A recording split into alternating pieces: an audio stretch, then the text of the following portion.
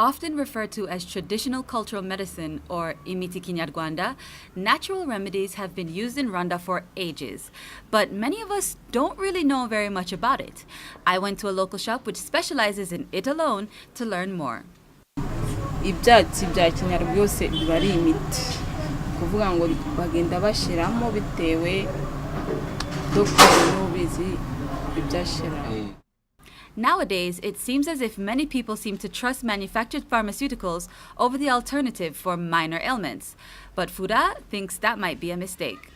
Barayitabira bitewe ubundi ahanini imiti ya Kinyarwanda niba ifite imbaraga cyane bakunda kwitabira cyane nta kibazo. Nkurikije kuva nashaka sinenajya kwa muganga kubera ko mfata numva uburwayi runaka nkahita mfata umuti.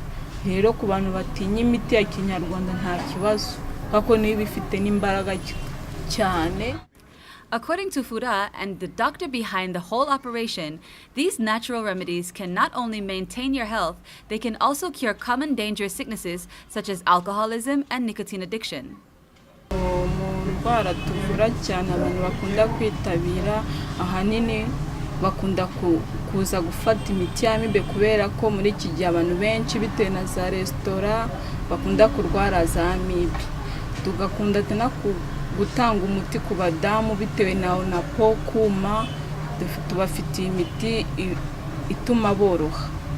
Tukaba tugira no gukunda cyane kugurisha umuti wo kureka inzoga n'itabi ku bantu zagize kolonike tukawubaha bagahita bakira.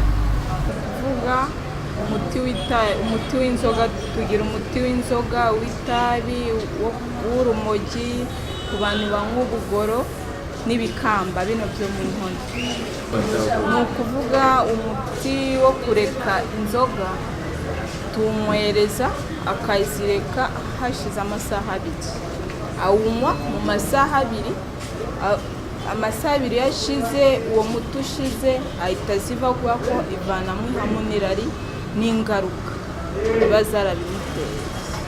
N'uwitabi nawe nuko ni masaha byose bigenda mu masaha 2 n'urumogi ngako abarikire tumubaza igihe amaze ayinywa tukamwereza kire bitewe n'igihe amaze ayinywa. Well, I'm no doctor, but you have to admit, if done right, nature must be a pretty trustworthy source. Makeda Mahario, Rise and Shine Rwanda.